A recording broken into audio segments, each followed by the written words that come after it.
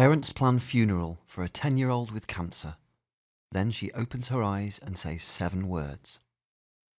For most of 10-year-old Abby Furco's life, she has only known one thing: cancer.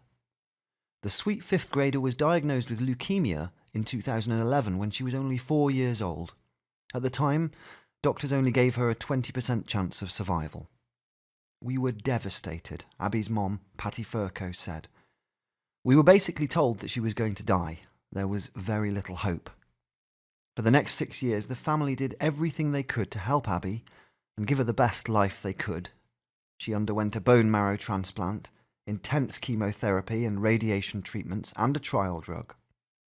"We kept her surrounded by love because we knew at any moment we could lose her," Patty said. "There were moments we didn't know if she'd pull through. She has so many infections that could have ended her life. All we could do was watch her fight and try to get better." In October 2013 came a ray of hope. Abby had finished her treatments and for one beautiful year was able to be a normal kid again. She attended school, went to soccer practice, and joined the Girl Scouts. Then, the following September, the cancer returned, and this time it was worse than ever. "As hard as that first diagnosis was, this one tested every ounce of our being," Patty recalled. "She became completely immobile. Any movement hurt her, and she hardly spoke." She received another bone marrow transplant in February 2015, but just 15 days later she was diagnosed with graft versus host disease, a condition where the donated marrow begins to attack the body. The next month her kidneys began to fail. She was put into intensive care, and doctors told her parents that if they took her off dialysis, she would only survive 48 hours. It was time to say goodbye. "Doctors told us it was time to let her go. She was only awake for like an hour each day," Patty said. "We began preparing our other daughters for her death. They put Abby in hospice care, and her grandparents flew in to say their final goodbyes.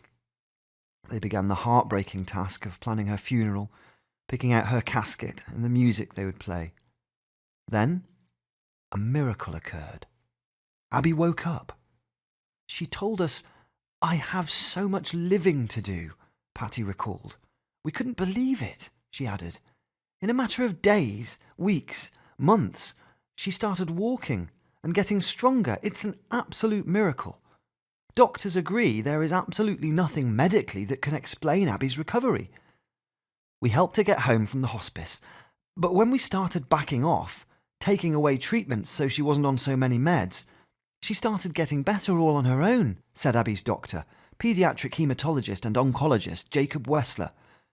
"She's had ups and downs, but if she continues on this path, she's going to make us all look like fools," he added. "She's defied every single odd." Abby is now in remission and receives 4 steroids twice a day. Her prognosis remains uncertain, but her family is hopeful. They're taking each day as it comes and enjoying every precious moment they get with Abby. "We watched her die and come back to life," Patty said. "Now we're looking to the future." Were you amazed by Abby's miraculous story? So share this.